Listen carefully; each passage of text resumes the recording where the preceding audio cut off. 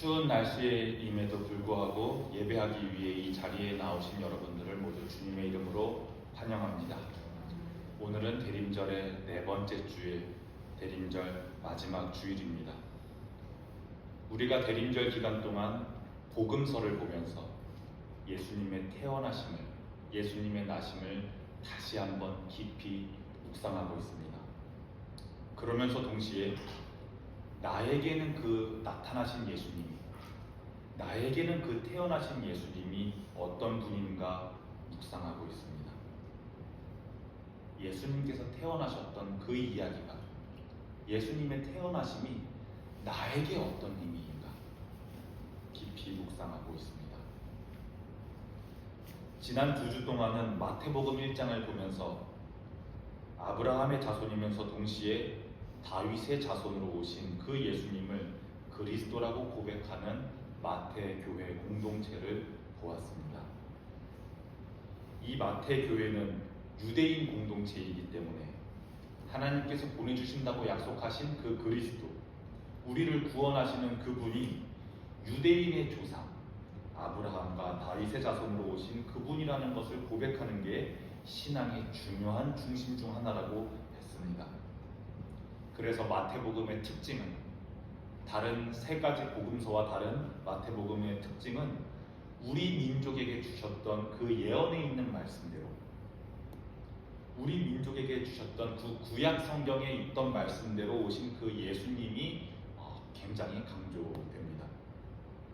그런데 이런 마태복음과는 대조적으로 오늘 우리가 읽은 누가복음의 1차적인 독자는 유대인이 아닙니다. 누가복음 1장에는 명확하게 이 누가복음이 누구를 위하여 쓰여졌는지 나옵니다. 제가 한번 1장 3절 4절을 읽어보겠습니다. 그 모든 일을 근원부터 자세히 미루어 살핀 나도 데오빌로 각하에게 차례대로 써 보내는 것이 좋은 줄 알았노니 이는 각하가 알고 있는 바를 더 확실하게 하려 함이로라. 누구를 위하여 이 누가복음을 썼다고 말합니까? 데오빌로 각하라는 자에게, 데오빌로라는 자에게 보내기 위해 이 누가복음이 쓰였다고 나옵니다. 그런데 이 데오빌로가 누구인지에 대해 의견이 꽤나 분분합니다. 데오빌로에서 데오는 theo, 하나님을 뜻하는 데오라는 단어이고, 빌로는 필로스, 사랑하는 사람, 사랑받는 사람, 이런 단어입니다. 그래서 데오빌로, 이 단어를 붙인 데오빌로라는 이름은 하나님을 사랑하는 사람 혹은 하나님께 사랑을 받는 사람이라는 의미입니다. 그런데 뒤에 있는 각하라는 표현을 보아하니 아마도 로마의 행정관이나 고위 관직자였던 것으로 보입니다. 하나님을 알고자 하는, 하나님을 사랑하는 로마의 행정관, 관직자 혹은 귀족으로 로마인이지만, 유대인이 아닌 로마인이지만 예수님의 삶과 예수님의 가르침을 배우고자 하는 그런 사람이었던 것 같습니다. 그런데 다른 사람들은 이 데오빌로라는 인물이 특정 인물이 아니라 하나님을 사랑하는 모든 사람들, 하나님을 사랑하는 모든 이들을 대표하는 상징적인 인물로 보는 입장도 있습니다. 로마의 관할 아래, 그러니까 지금 이탈리아 조그만 땅이 아니라 로마가 다스리는 모든 영토 안에 있는, 하나님을 알고자 하는, 하나님을 사랑하고자 하는 모든 이방인을 위한 복음서라는 것이죠. 이렇게 보나 저렇게 보나 데오빌로를 로마의 행정관 한 명으로 보든지 아니면 하나님을 사랑하는 로마에 있는 신앙인들로 보든지 확실한 것은 이 누가복음이 이방인들, 즉 유대인이 아닌 외국 사람들, 예언서를 잘 모르고 유대 문화에 대한 배경 지식이 약한 외국인을 위해 쓰였다는 점은 분명합니다. 그래서 마태복음에는 예수님은 유대인이다, 예수님은 아브라함의 자손이다, 예수님은 다윗의 자손이다, 우리 구약 성경에서 말하는 선지자들이 말했던 우리를 구원하실 분이 바로 이 예수님이다. 이 고백이 중요하다면 오늘 우리가 읽은 누가복음에서는 예수님이 오신 것은 이방인인 여러분들을 위해 오셨다. 율법을 잘 모르는, 성경도 잘 모르는 당신을 위해 오셨다. 우리 입장에서 본다면 선택받은 민족이 아닌 나를 위해 오셨다. 지식도 모자라고 낮은 위치에 있는 나를 위해 오셨다는 이 고백이 이 누가복음에서는 참 중요합니다. 예수님께서 오신 것은, 하나님께서 사람이 되셨다는 것은 유대인이든지 이방인이든지 배운 사람이든지 못 배운 사람이든지 부한 자든지 가난한 자든지 선한 자든지 악한 자든지 진보적인 사람이든지 보수적인 사람이든지 종교적인 열심이 강한 사람이든지 아니면 덤덤한 사람이든지 어느 한쪽을 위해 오신 것이 아니라, 어느 한편을 구원하기 위해 오신 것이 아니라 정말 모든 이들을 위하여 오신 분이라는 고백이 이 누가복음에서는 중요합니다. 그래서 여러분, 마태복음을 읽으시다 보면 유대인의 왕, 영광의 왕으로 오신 예수님의 영광의 모습이 보이실 거고, 누가복음을 읽으시면 차별 없이 모두를 안아주시고 사랑해 주시는 사랑 넘치는 예수님의 모습이 잘 보이실 겁니다.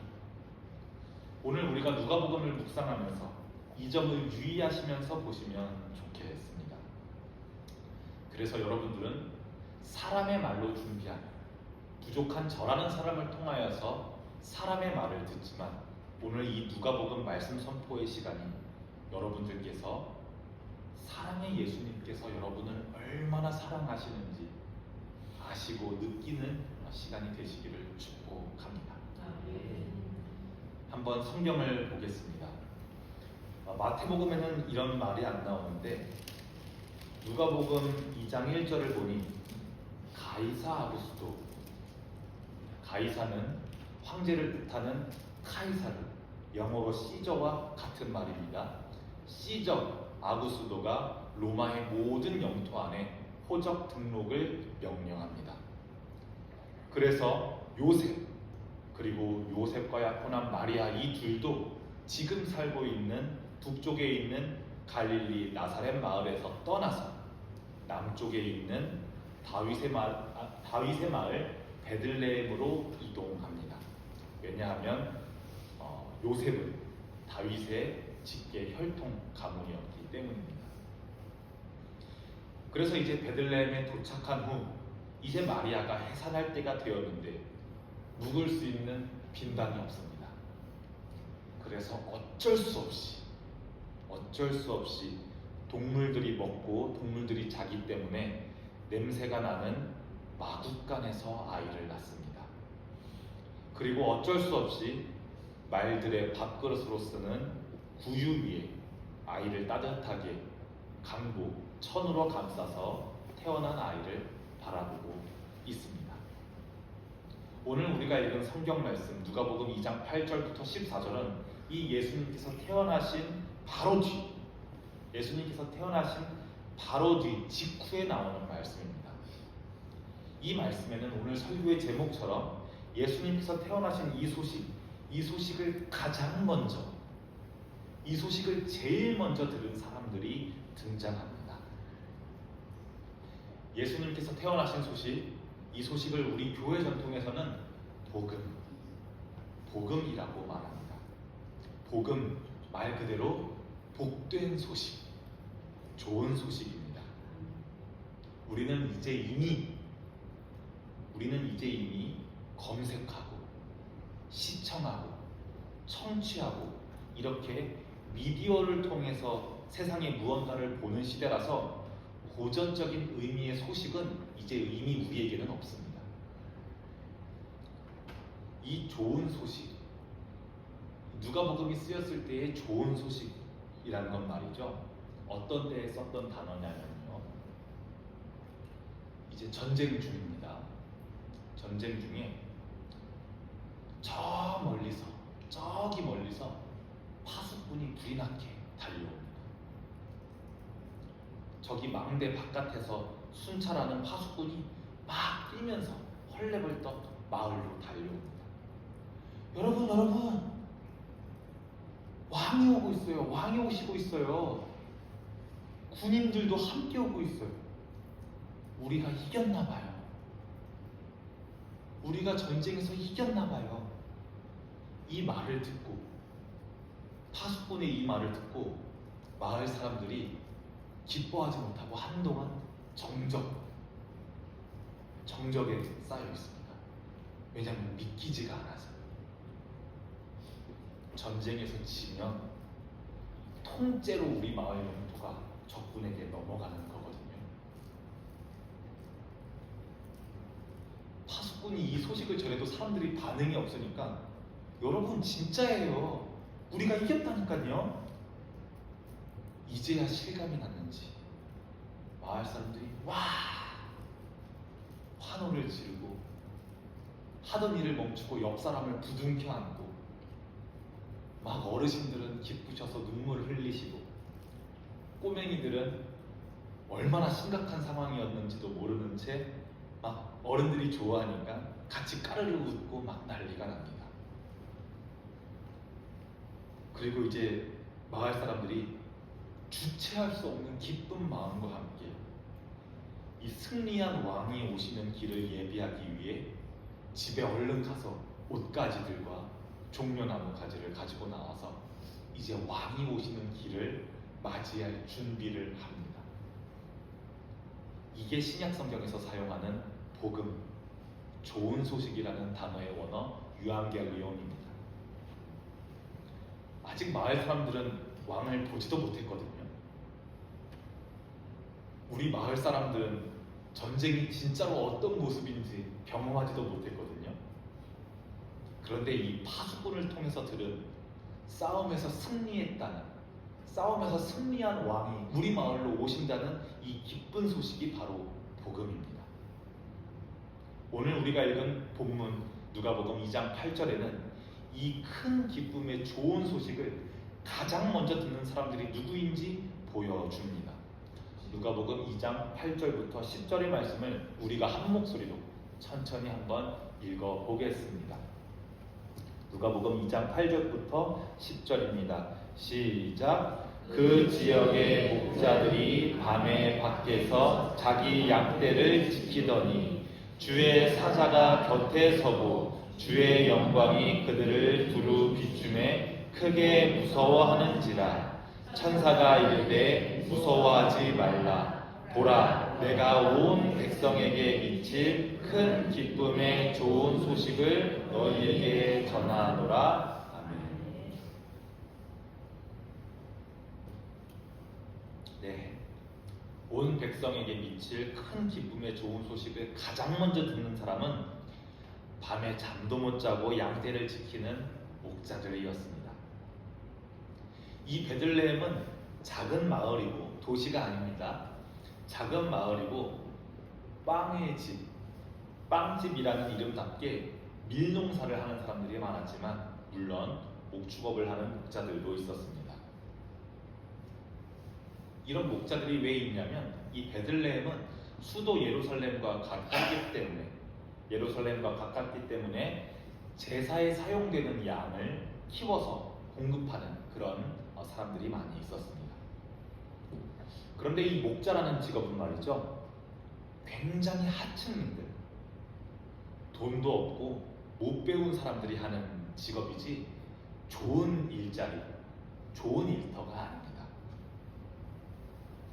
우리가 하도 교회 문화 속에서 선한 목자, 양들을 옳은 길로 인도하시는 좋은 목자, 이런 좋은 뉘앙스의 단어로 목자를 써서 좋게 들리는데 실제로는 완전 안 좋은 직업, 좋은 직업이 아닙니다. 이 양떼를 지키는 직업은 말이죠, 어떤 전문 지식이나 학문이나 기술이 필요한 직업도 아니고 근무 환경도 굉장히 안 좋은 직업입니다. 가장 큰 점이 밤에 잠을 제대로 못 잡니다. 이 목자들은 밤에 잠도 못 자고 양떼를 지키는데, 목자들이 밤에도 양을 지키는 이유는 두 가지입니다. 첫째로 늑대와 같은 들짐승의 위협에서 보호해줘야 하기 때문에 목자는 밤에 잠을 못 잡니다. 두 번째로 이 유목사회에서는 가축이 곧 재산이기 때문에, 우리나라도 옛날에 그랬죠. 가축이 곧 재산이기 때문에 가축 도둑들이 많습니다. 그래서 도난 방지를 위해 밤에도 잠을 못 자고 경계를 서야 합니다. 그래서 이 굉장히 하층민들이 자기 양도 아닌, 자기 재산의 양도 아닌 남의 재산인 양을 지키는 이 목자의 일을 하기도 했습니다. 그런 신뢰받지 못하고 존중받지 못하는 사회적으로 굉장히 낮은 사람들이 밤에도 잠을 못 자는 목자들입니다. 이제 이런 배경을 보면 왜 우리가 예수님을 교회에서 선한 목자라고 말하는지 알겠죠? 자기가 잠을 못 자면서 자기의 몸이 상하면서 양떼를 지키기 때문에 그렇습니다.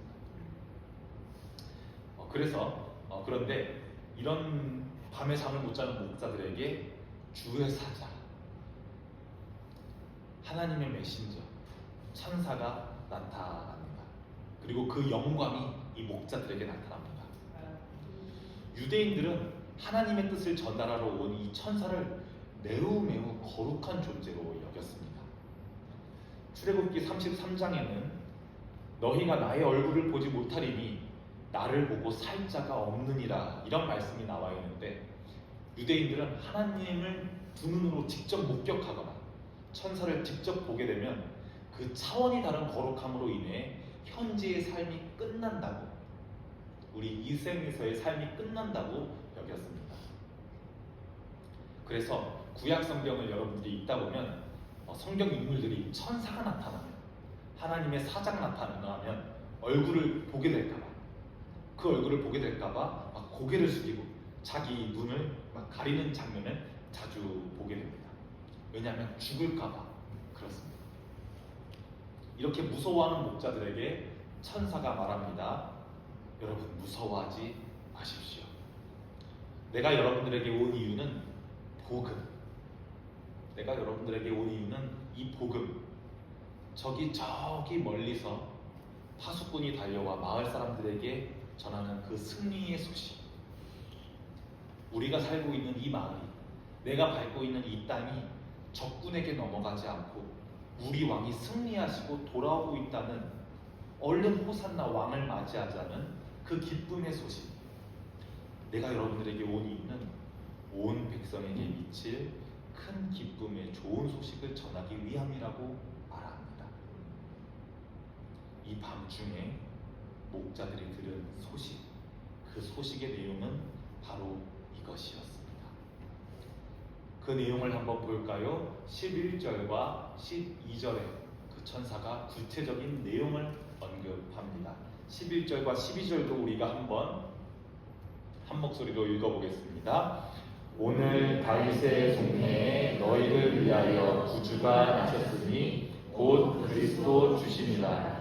너희가 가서 강보에 쌓여 구유에 이어있는 아기를 보이니 이것이 너희에게 표적이니라 하더니 아멘. 와, 이게 무슨 말이야? 베들레헴 이 동네에, 이 조그만 동네에, 이게 중요합니다. 너희를 위하여, 너희를 위하여 주가 나셨으니 곧 그리스도 주시니라. 물고기 두 마리로 모든 사람을 먹일 수 있기 때문에 복음이 아니라, 병을 고치고 죽은 사람을 살리기 때문에 복음이 아니라, 건강과 재물로 너희의 유익을 주는 그런 복음이 아니라, 너희를 위하여, 저를 위하여서, 여러분들을 위하여서, 나를 위하여서 오셨기 때문에 모든 백성에게 미칠 큰 기쁨의 소식입니다. 모든 이들을 먹여서가 아니라, 병을 고치고 죽은 자를 살리기 때문이 아니라, 건강과 재물을 주기 때문이 아니라, 나를 위해 오셨기 때문에, 나를 위해 오셨기 때문에 복음입니다. 목자들은 천사의 이 말을 들은 후에 천사들이 목자에게 복음을 전해준 이 사건 때문에, 복음이 전해진 이 사건으로 인해 천군, 천상의 군대입니다. 천상의 군대와 천사들이 이 사건으로 인해 하나님을 찬양하는 모습을 보게 됩니다. 이 목자들에게 구주가 나셨다는 소식을 전해준 것이 천사들로 하여금, 천군들로 하여금 하나님을 찬양하게 만듭니다. 그 찬양의 내용은 하늘과 땅에 있었던 단절이, 하나님과 사람 사이에 있던 단절이 회복됨을 찬양합니다. 하나님의 영광이 곧 이 땅에 하나님에게 기쁨이 되는 사람들에게 평화가 된다는 찬양을 듣게 됩니다. 그리고 우리가 오늘 읽지는 않았지만 이제 뒤에는 이제 목자들이 천사가 떠나자마자, 그래, 우리에게 한 천사의 말씀이 진짜인지 한번 확인하러 가보자. 그리스도가 구유에 누워있다고 하니까 한번 베들레헴 근처에 있는 마국간이라는 마국간을 한번 다 다녀보자. 한번 이렇게 하고 한밤중에 양들을 내버려 두고 아마 마국간을 찾아다녔을 것 같습니다. 그런데 정말 거기에 한 남자와 한 여자, 그리고 강보에 쌓여 구유의 안에 누워있는 아기가 있는 거 아니겠어요? 이 목자들은 너무너무 신기하고 기뻐서 지금까지 우리들에게 있었던 그 이야기를 요셉과 마리아에게 전달합니다. 그 이야기를 들은 요셉과 마리아도 놀라고 기뻐하고 막 그럽니다. 그런데 이들이 만난 이후에 조직적으로 그럼 이제 우리 이 소식을 널리 전해야겠죠? 그렇게 하지를 않습니다. 이제 우리가 만난 이 이야기, 우리에게 천사가 해준 이야기를 빨리 여러 사람들한테 전합시다. 이렇게 하지를 않습니다. 그리고 그렇게 전한다고 해도 이들의 말을 믿어주질 않습니다. 영향력이 없는 사람들이거든요. 그래서 하나님께 영광을 돌리고 찬송하고 돌아가서 다시 원래 그랬던 것처럼 목자로 양을 치면서 살아갑니다. 이렇게 이 목자들의 에피소드, 누가복음에 나타난 목자들의 에피소드가 끝이 납니다. 여러분, 이런 생각 들지 않으십니까? 이 엄청난 기쁨의 소식, 이 인류를 향한 엄청난 대박의 소식을 왜 하필 돈도 없고 배운 것도 없고 사회적인 신분도 저 밑바닥에 있는, 밤에 잠도 못 자서 비몽사몽 있는 저 목자들에게 전달했을까요? 목자들이 다음날 아침에 시내에 나가서, 여러분, 우리를 구원하기 위해 어젯밤에 천사가 저희들에게 찾아와서 마국간에 예수님이, 마국간에 구주가 태어나셨다고 알려줬어요. 이렇게 말하면 몇 명이나 정말이에요? 하고 믿을까요? 아마 대꾸도 안 하던지, 이들이 목자인지 아는 사람들은 어제 아주 풀로 근무했구나, 피곤해서 저런 소리 하는구나, 이렇게 생각할 겁니다. 목자들의 말은 전혀 공신력도 없고 영향력도 없습니다. 영향을 미친다, 영향을 끼친다라는 뜻의 영어 단어 인플루언스에서 유래한 인플루언서라는 단어가 있습니다. 권사님, 인플루언서가 뭔지 아세요? 잘 모르시겠어요? 우리 어린이들하고 청소년들은 인플루언서가 어떤 단어인지 잘 아는데,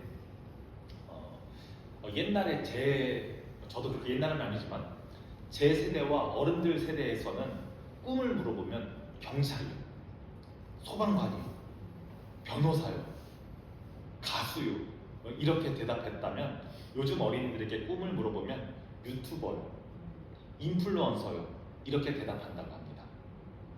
개인 방송으로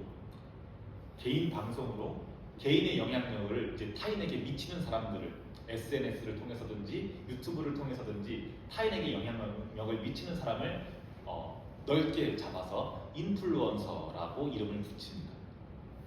그러니까 그 사람이 하는 말, 그 사람이 입는 옷, 그 사람의 생각이 이제 1인 미디어의 발달로 영향력이 엄청나기 때문에 이들을 우리가 인플루언서라고 부릅니다. 그런데 이 목자 같은 사람들은 전혀 인플루언서하지가 않습니다. 전혀 영향력이 없습니다. 만약 영향력 있는 사람을 통해 복음이 널리 전해지는 게 하나님의 의도였다면, 영향력 있는 사람을 통해 복음이 전해지는 게 하나님의 의도였다면, 우리가 교회에서 하나님 저에게 축복 주셔서 높은 위치에 올라가서 하나님께 영광 돌리고 제가 선한 영향력을 미칠 수 있게 주님 인도해 주세요, 이런 기도를 우리가 많이 듣는데, 만약 영향력 있는 사람을 통해 복음이 전해지는 게 하나님의 의도였다면 가장 먼저 목자에게 이 소식을 전해준 건 별로 좋은 선택이 아니었을 겁니다. 만약에 저였다면, 만약 저라면 예수님이 태어나셨다는 그 소식을 가장 먼저 제사장에게 전했을 겁니다. 만약 저라면 구주가 나셨다는 그 소식을 정치 지도자들에게 전했을 겁니다. 만약 저였다면 하나님의 말씀을 그 누구보다 잘 읽고 하나님의 말씀을 누구보다 잘 외우고 지키는 바리새인에게 전했을 겁니다. 왜냐하면 이런 인플루언서들에게 복음이 전해져야 온 백성들이 구원받는 기쁜 소식이 널리 전해지거든요.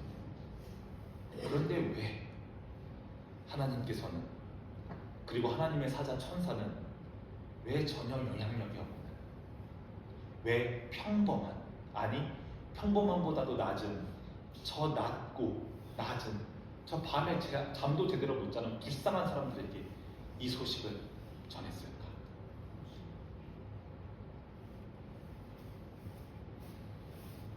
누가복음은 예수님께서 낮은 곳으로 오심을 보여주십니다. 이 누가복음은 복음이 낮은 곳에 있음을 보여줍니다. 하나님께서는 예수님이 태어나신 소식을 목사나 신부나 교황에게 아닌 똑똑하고 잘난 유행을 선도하는 인플루언서가 아닌 평범한 사람에게, 아니 낮은 자에게, 죄 가운데 있는 낮은 자에게 기쁜 소식을 전해주셨습니다. 만약 복음이 높은 자들의 것이었다면 그 복음은 소수의 전유물이 되었을 것입니다. 만약 복음이 능력과 경쟁력 있는 자들의 것이었다면 그 복음은 소수만 누릴 수 있었을 것입니다. 만약 복음이 잘나고 영향력 미칠 수 있는 자들의 것이었다면 그 복음은 상위 몇 프로 사람들의 것이었을 겁니다. 그런데 누가복음은 복음이 그런 것이 아니라고 말합니다. 온 백성에게 미칠 큰 기쁨의 좋은 소식은 누구에게나 올 수 있도록, 누구나 만질 수 있도록, 누구나 보고 듣고 느낄 수 있도록 낮은 곳에 있습니다. 왜냐하면 높은 곳에는 몇 명만 올라갈 수 있거든요. 여러분, 예수님은 저기 저 낮은 데 계십니다. 예수님을 찾고 싶으십니까? 하나님 만나주세요. 하나님을 만나고 싶으십니까? 낮은 곳으로 가십시오. 더 낮아지십시오. 더 겸손해지십시오. 더 약해지십시오. 그 자리에, 낮은 그 자리에, 어쩌면 냄새나고 어쩌면 아픔이 있고 낮은 그 자리에, 아무나 올 수 있는 그 자리에 여러분들을 위한 구주 예수 그리스도가 계십니다. 여러분, 그곳에서 예수님을 만나시기 바랍니다. 기도하겠습니다. 하나님 아버지, 오늘 우리에게 생명의 빛으로 오신 예수님의 탄생을 묵상하게 하심에 감사합니다. 가장 낮은 자리로 오신 주님을 통해 우리의 연약함과 어둠 속에서도 당신의 빛이 임하심을 우리가 봅니다. 우리의 삶이 이 기쁨의 소식을 품고 평화와 사랑의 증인이 되게 하여 주시옵소서. 이 모든 것을 낮은 곳으로 오신 주 예수 그리스도의 이름으로 기도합니다. 아멘. 찬송가 50장 3절을 부르시고